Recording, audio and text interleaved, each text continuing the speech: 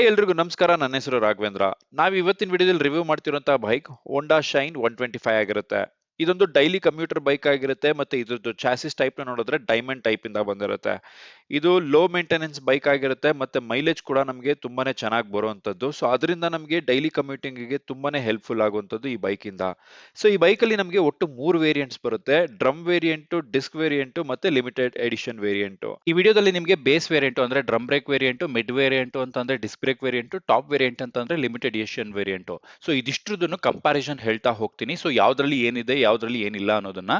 ಹಾಗೆ ಈ ಒಂದು ವೇರಿಯಂಟ್ ಅಲ್ಲಿ ಅಥವಾ ಈ ಒಂದು ಬೈಕ್ ಅಲ್ಲಿ ನಮಗೆ ಇರುವಂತಹ ಕಲರ್ ಆಪ್ಷನ್ಸ್ ನ ನೋಡೋದಾದ್ರೆ pearl igneous black, genny grey metallic, matte axis grey metallic, rebel red metallic, decent blue metallic, pearl siren blue. So ಇದಿಷ್ಟು ಕಲರ್ ಆಪ್ಷನ್ಸ್ ಇರುವಂತದ್ದು. ಸೊ ಒಂದೊಂದೇ ಫೀಚರ್ಸ್ ನ ನೋಡ್ತಾ ಹೋಗೋಣ ಈ ಒಂದು ಬೈಕ್ ಅಲ್ಲಿ ಏನಿದೆ ಏನಿಲ್ಲ ಅನ್ನೋದನ್ನ. ಈ ವಿಡಿಯೋ ಇಷ್ಟ ಆದ್ರೆ ಮಾತ್ರ ವಿಡಿಯೋನ ಲೈಕ್ ಮಾಡಿ, ಚಾನಲ್ನ ಸಬ್ಸ್ಕ್ರೈಬ್ ಮಾಡಿ ಅಂತ ಹೇಳ್ತಾ ಸ್ಟಾರ್ಟ್ ಮಾಡೋಣ ಬನ್ನಿ. ಇಲ್ಲಿ ನೋಡ್ತಿರೋಂಥ ವೇರಿಯಂಟ್ ನಿಮಗೆ ಟಾಪ್ ಮಾಡೆಲ್ ಆಗಿರುತ್ತೆ. ಅಂದ್ರೆ ಇದು ಲಿಮಿಟೆಡ್ ಎಡಿಷನ್ ವೇರಿಯಂಟ್. ನೋಡ್ತಿರ್ಬೋದು ನಿಮಗೆ ಗೋಲ್ಡನ್ ಕಲರ್ ಅಲ್ಲಿ ಅಲಾಯ್ ವೀಲ್ಸ್ ಕೊಟ್ಟು ಡಿಸ್ಕ್ ಬ್ರೇಕ್ ನ ಕೊಟ್ಟಿರುವಂತದ್ದು. ಮತ್ತೆ ಕಲರ್ ಕೂಡ ನಿಮಗೆ ಶೈನ್ ಅನ್ನೋದು ಟ್ಯಾಂಕ್ ಮೇಲೆ ಕೊಟ್ಟಿರುವಂತದ್ದು. ಸೊ ಈ ತರ ಒಂದು ಚೇಂಜಸ್ ನಿಮಗೆ ಎರಡು ಗಾಡಿಯಲ್ಲಿ ಕಾಣಿಸುವಂತದ್ದು. ಇದು ನಾರ್ಮಲ್ ಗಾಡಿ ಬೇಸ್ ವೇರಿಯಂಟ್ ಆಗಿರುತ್ತೆ. ಸೊ ಇದಾದ್ಮೇಲೆ ಮಿಡ್ ವೇರಿಯಂಟ್ ಒಂದು ಬರುತ್ತೆ, ಡಿಸ್ಕ್ ಬ್ರೇಕ್ ಇರುವಂತದ್ದು. ಇದು ನಾರ್ಮಲ್ ಡ್ರಮ್ ಬ್ರೇಕ್ ಇರುವಂತದ್ದು. ಇಲ್ಲಿ ನೋಡ್ತಿರ್ಬೋದು ನಿಮಗೆ ಬ್ಲಾಕ್ ಕಲರ್ ಅಲಾಯ್ ವೀಲ್ಸ್ ನ ಕೊಟ್ಟಿರುವಂತದ್ದು. ಸೊ ಗ್ರಾಫಿಕ್ ಕೂಡ ನಿಮಗೆ ಜಾಸ್ತಿ ಇಲ್ಲ, ಸೊ ಕಮ್ಮಿ ಇದೆ ಆ ಟಾಪ್ ವೇರಿಯಂಟ್ ಗೆ ಕಂಪೇರ್ ಮಾಡಿದ್ರೆ. ಸೊ ಫ್ರಂಟ್ ವ್ಯೂ ನೋಡ್ತಿರ್ಬೋದು ಸಿಂಪಲ್ ಆಗಿ ಮಿರರ್ಸ್ ನ ಕೊಟ್ಟಿರುವಂತದ್ದು, ಎರಡು ವೇರಿಯಂಟ್ ಅಲ್ಲಿ ಸಿಮಿಲರ್ ಆಗಿರುವಂತದ್ದು. ಹಾಗೆ ವೈಸರ್ ನ ನೋಡ್ತಿರ್ಬೋದು, ವೈಸರ್ ಕೂಡ ನಿಮಗೆ ಎರಡು ವೇರಿಯಂಟ್ ಅಲ್ಲಿ ಸಿಮಿಲರ್ ಆಗಿರುವಂತದ್ದು. ಸೊ ಬ್ಲಾಕ್ ಕಲರ್ ಅಲ್ಲಿ ಅದ್ರ ಮೇಲೆ ಹೋಂಡಾ ಅನ್ನೋ ಬ್ಯಾಡ್ಜಿಂಗ್ ಆಗಿರುವಂತದ್ದು. ಸೊ ನೆಕ್ಸ್ಟ್ ಈ ಒಂದು ಕ್ರೋಮ್ ಫಿನಿಶ್ ಹೆಡ್ಲೈಟ್ ಮೇಲೆ ಮತ್ತೆ ನಿಮಗೆ ಹಾಲೋಜಿನ್ ಹೆಡ್ ಲ್ಯಾಂಪ್ಸ್ ಎರಡು ವೇರಿಯಂಟ್ ಮೇಲೆ ಸಿಮಿಲರ್ ಆಗಿರುತ್ತೆ. ಸೊ ಇಂಡಿಕೇಟರ್ಸ್ ಕೂಡ ನಿಮಗೆ ಹಾಲೋಜಿನ್ ಇಂದಾನೆ ಬರುವಂತದ್ದು. ಶೈನ್ ಅಂತ ಇರೋ ಬೋರ್ಡ್ ಮೇಲೆ ನಿಮಗೆ ನಂಬರ್ ಪ್ಲೇಟ್ ಬರುವಂತದ್ದು. ಸೊ ಇಲ್ಲಿ ನೋಡ್ತಿರುವಂತಹ ಜಾಗದಲ್ಲಿ. ಸೊ ಹಾಗೆ ಫ್ರಂಟ್ ನಿಮಗೆ ಸಸ್ಪೆನ್ಷನ್ ನೋಡಿದ್ರೆ ಟೆಲಿಸ್ಕೋಪಿಕ್ ಸಸ್ಪೆನ್ಷನ್ ನ ಕೊಟ್ಟಿರುವಂತದ್ದು. ಸೊ ಇಲ್ಲಿ ನೋಡ್ತಿರಬಹುದು ಎರಡು ವೇರಿಯಂಟ್ ಅಲ್ಲಿ ಸಿಮಿಲರ್ ಆಗಿರುತ್ತೆ, ಯಾವುದೇ ರೀತಿ ಚೇಂಜಸ್ ಇರೋದಿಲ್ಲ. ಮಿಡ್ ವೇರಿಯಂಟ್ ಮತ್ತೆ ಟಾಪ್ ವೇರಿಯಂಟ್ ಅಲ್ಲಿ ನಮಗೆ ಡಿಸ್ಕ್ ಬ್ರೇಕ್ ಬರುವಂತದ್ದು. ಡಿಸ್ಕ್ ಬ್ರೇಕ್ ನ ಸೈಜ್ ಬಂದು 240 ಆಗಿರುತ್ತೆ. ಸೊ ಹಾಗೆ ಅಲಾಯ್ ವೀಲ್ ನ ನೋಡ್ತಿರ್ಬೋದು, ಇದು ಟಾಪ್ ವೇರಿಯಂಟ್ ಆಗಿರೋದ್ರಿಂದ ಗೋಲ್ಡನ್ ಕಲರ್ ಅಲ್ಲಿ ಕೊಟ್ಟಿರುವಂತದ್ದು. ಸೊ ಹಾಗೆ ಟೈರ್ ಸೈಜ್ ನ ನೋಡೋದಾದ್ರೆ ಅಥವಾ ವೀಲ್ ಸೈಜ್ ನ ನೋಡೋದಾದ್ರೆ 80/100 18 ಇಂಚಸ್ ಇಂದ ಬಂದಿರುತ್ತೆ.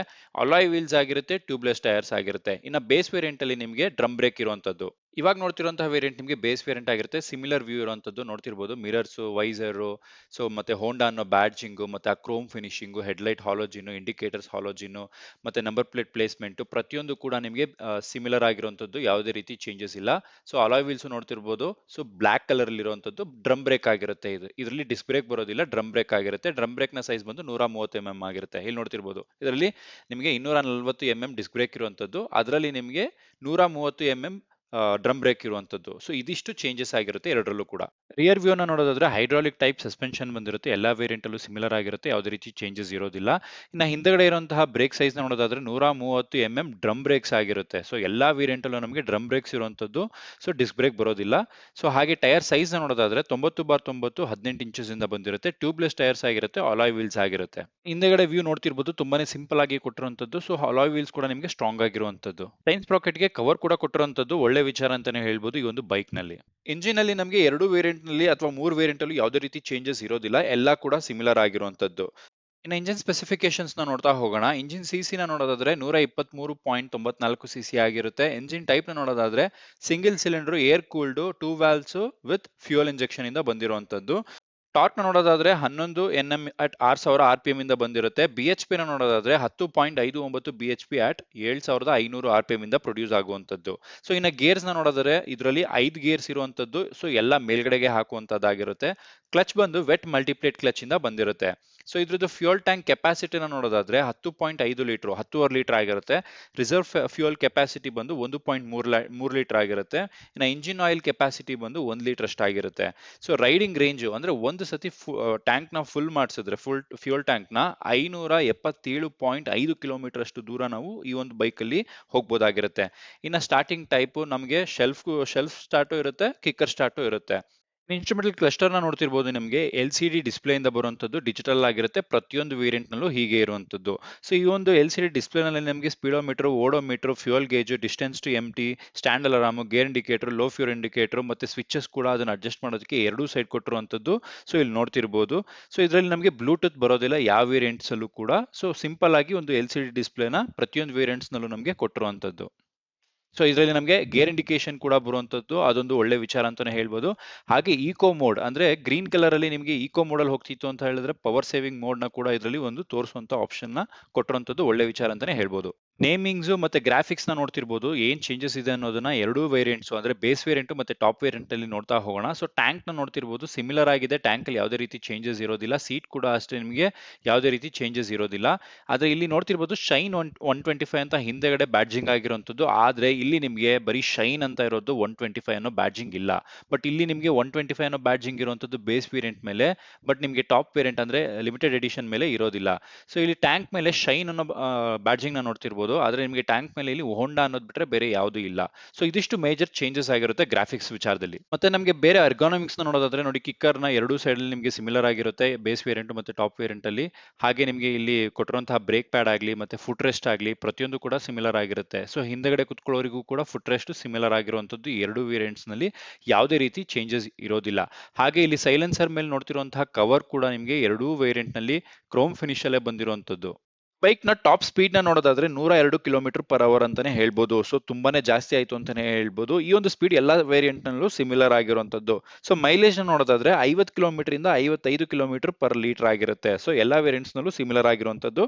weight ನ ನೋಡೋದಾದ್ರೆ 113 ಕೆಜಿ. ಸೊ ಪ್ರತಿಯೊಂದು ವೇರಿಯಂಟ್ಸ್ ನಲ್ಲೂ ನಮಗೆ 113 ಕೆಜಿಯೇ ಸಿಗುವಂತದ್ದು. ಸೀಟ್ ಹೈಟ್ ನಮಗೆ 791 ಆಗಿರುತ್ತೆ.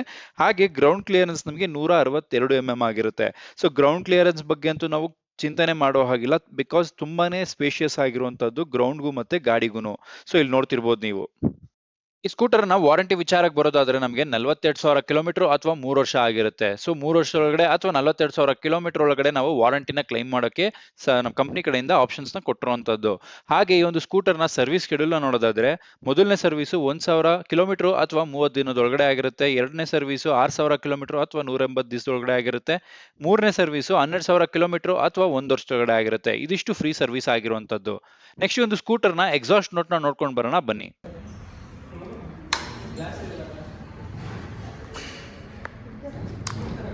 ಇಲ್ಲ ಇಲ್ಲ ಕುಡಿದ್ರಿ ನೀವು.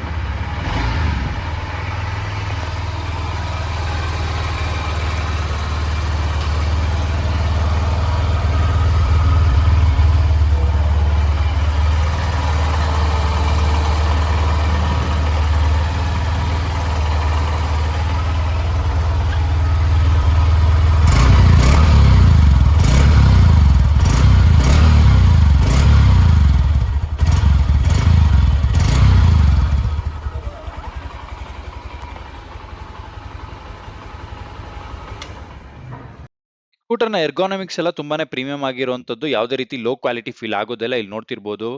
ಗೇರ್ ಲೀವರ್ ಆಗಲಿ, ಸೈಡ್ ಸ್ಟ್ಯಾಂಡ್ ಆಗಲಿ, ಡಬಲ್ ಸ್ಟ್ಯಾಂಡ್ ಆಗಲಿ, ಫುಟ್ ರೆಸ್ಟ್ ಆಗಲಿ, ಮತ್ತೆ ಬ್ಯಾಕ್ ಪಿಲಿಯನ್ ರೈಡರ್ದು ಫುಟ್ ರೆಸ್ಟ್ ಆಗಲಿ, ಮತ್ತೆ ಸ್ಯಾರಿ ಗಾರ್ಡ್ ಕೊಟ್ಟಿರುವಂತದ್ದು, ಮತ್ತೆ ಹುಡುಗಿಯರು ಕೂಡ ಕುತ್ಕೊಳ್ಳೋಕೆ ಫುಟ್ ರೆಸ್ಟ್ ನ ಕೊಟ್ಟಿರುವಂತದ್ದು ತುಂಬಾನೇ ಚೆನ್ನಾಗಿದೆ ಅಂತಾನೆ ಹೇಳ್ಬೋದು. ಸೊ ಇದು ಎಲ್ಲಾ ವೇರಿಯಂಟ್ಸ್ ನಲ್ಲೂ ಕೂಡ ಸಿಮಿಲರ್ ಆಗಿರುವಂತದ್ದು, ಯಾವುದೇ ರೀತಿ ಚೇಂಜಸ್ ಇರೋದಿಲ್ಲ.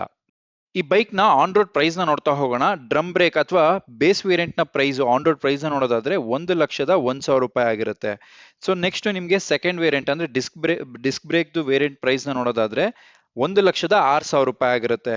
ಹಾಗೆ ಲಾಸ್ಟ್ ವೇರಿಯಂಟ್ ಅಂದ್ರೆ top variant limited edition variant price ನ ನೋಡೋದಾದ್ರೆ ಎಕ್ಸ್ ಶೋರೂಮ್ ಪ್ರೈಸ್ 87,402 ರೂಪಾಯಿ ಆಗಿರುತ್ತೆ.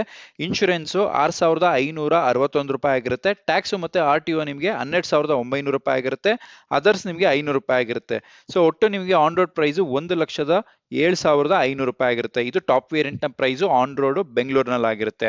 ಸೊ ನೀವು ನಿಮ್ಮ ಹತ್ತಿರದ ಶೋರೂಮ್ಗಳಲ್ಲಿ ವಿಸಿಟ್ ಮಾಡಿ, ಟೆಸ್ಟ್ ರೈಡ್ ಮಾಡಿ, ನಿಮಗೆ ಪ್ರೈಸ್ ವಿಚಾರದಲ್ಲಿ ನಿಮಗೆ ಅಲ್ಲಿ ಇರುವಂತಹ ಏಜೆಂಟ್ಗಳನ್ನ ಕೇಳಿ ಅವರು ನಿಮಗೆ ಹೇಳ್ತಾರೆ, ಡಿಸ್ಕೌಂಟ್ ವಿಚಾರವನ್ನು ತಿಳಿಸ್ಕೊಡ್ತಾರೆ ಅಂತ ಹೇಳ್ತಾ ಈ ವಿಡಿಯೋನ ಇಲ್ಲೇ ಮುಗಿಸ್ತಾ ಇದ್ದೀನಿ. ಸೊ ಇನ್ ಯಾವುದೇ ಇನ್ಫಾರ್ಮೇಶನ್ಸ್ ನಿಮಗೆ ಬೇಕಿತ್ತು ಅಂತ ಹೇಳಿದ್ರೆ ಕಮೆಂಟ್ ಸೆಕ್ಷನ್ ಅಲ್ಲಿ ತಿಳಿಸಿ, ಅಲ್ಲಿ ತಿಳಿಸ್ಕೊಡ್ತೀನಿ ಅಂತ ಹೇಳ್ತಾ ಈ ವಿಡಿಯೋ ಇಷ್ಟ ಆಗಿದ್ರೆ ಮಾತ್ರ ವಿಡಿಯೋನ ಲೈಕ್ ಮಾಡಿ, ಚಾನಲ್ನ ಸಬ್ಸ್ಕ್ರೈಬ್ ಮಾಡಿ ಅಂತ ಹೇಳ್ತಾ ನೆಕ್ಸ್ಟ್ ವಿಡಿಯೋದಲ್ಲಿ ಸಿಗೋಣ. ಟೇಕ್ ಕೇರ್, ಬೈ ಬಾಯ್.